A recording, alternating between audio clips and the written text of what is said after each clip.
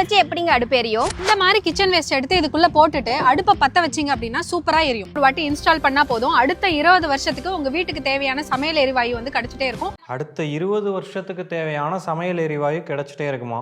நல்லா இருக்கே.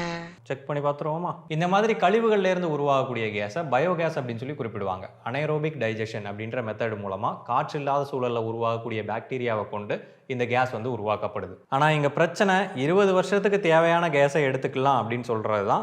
டிஸ்கிரிப்ஷனில் போய் பார்த்தோம் அப்படின்னா 2 kgக்கு வந்து 30 நிமிஷம் தான் சமைக்க முடியும் அப்படின்னு சொல்லி போட்டிருக்காங்க. அண்ட் இந்த 2 kg அளவுக்கான வேஸ்ட்டு எல்லார் வீட்லையும் உருவாகுமா அப்படின்னு சொல்லி கேட்டிங்கன்னா கண்டிப்பாக கிடையாது. 4 பேர் இருக்காங்க, 4 பேத்துக்கு தான் சமைக்கிறாங்க அப்படின்றப்போ 2 கிலோவுக்கா வேஸ்ட்டை கொண்டு போடுறோம் அப்படின்னா நம்ம உணவில் அதிகமாக வீணாக்குறோம் அப்படின்னு அர்த்தம். அடுத்த பாயிண்ட் இதோட எனர்ஜி டென்சிட்டி. இது வந்து மீத்தேன் தான் பெரும்பாலும் அப்படின்றதுனால இதோட எனர்ஜி டென்சிட்டி பார்த்தீங்கன்னா 20 to 25 mega joule per kilogram தான் இருக்கும். அதே எல்பிஜி சிலிண்டர் வந்து பார்த்தோம் அப்படின்னா 46 மெகா ஜூல் பெர் கிலோகிராம் இருக்கும். அதுக்கு அர்த்தம் என்னன்னா பயோகேஸ்ல நீங்க 1 மணி நேரம் சமைச்சீங்கன்னா எல்பிஜில அரை மணி நேரத்தில் சமைச்சிட்டு போயிடலாம். ஸோ டெக்னிக்கலி இந்த ப்ராடக்ட் வந்து வேலை செய்யும். ஆனால் குவான்டிட்டி வைஸ் பார்க்கும்போது அது கேள்விக்குறி தான். ஒவ்வொருத்தருக்கும் ஒவ்வொரு மாதிரி இருக்கும். ஸோ எல்லாத்துக்கும் சாலிடான அமௌண்ட் ஆஃப் கேஸ் வரும் அப்படின்றத சொல்ல முடியாது. அண்ட் நீங்க எவ்வளோ வேஸ்ட் போடுறீங்களோ அதுக்கு தகுந்தாப்புல தான் கேஸும் உருவாகும். ஸோ அந்த ப்ராடக்டோட ப்ரைஸ் வைஸ் பார்க்கும்போது இது கொஞ்சம் யோசிக்க வேண்டிய விஷயம் தான்.